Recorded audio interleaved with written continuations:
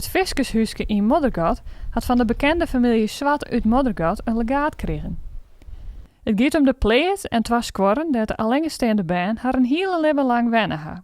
De stichting mocht dit alles in ontvangst nemen, maar één betingst van de familie: dat het verhaal van de baan Swart verteld wordt. Wij laten onderzoeken wat we ermee kunnen doen. We willen heel graag, en dat is ook de wens van Jan Zwart, het laatst levende kind, om hier iets te doen met dat verhaal. Dat willen we heel graag oppakken.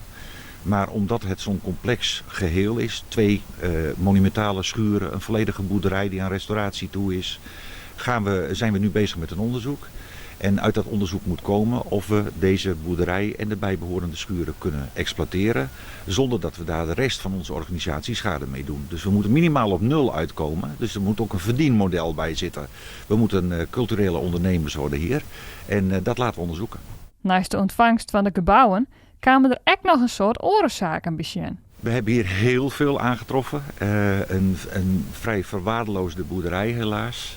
Met heel veel lekkages en problemen in het dak en dergelijke. Maar ook fascinerende zaken als een prachtig mooie inboedel. Veel persoonlijke voorwerpen, documentatie en boeken. Waarmee we het verhaal over de familie, over die 4 bijzondere kinderen, heel goed zouden kunnen vertellen. De stichting is dankbaar voor het legaat.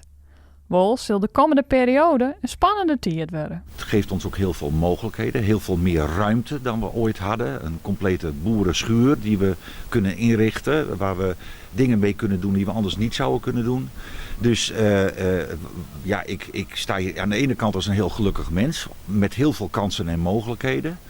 En aan de andere kant ook wel als een bezorgd mens die denkt van hoe moeten we het allemaal voor elkaar krijgen. Dus dat gaat voor de komende maanden best nog wel even een kopzorg zijn.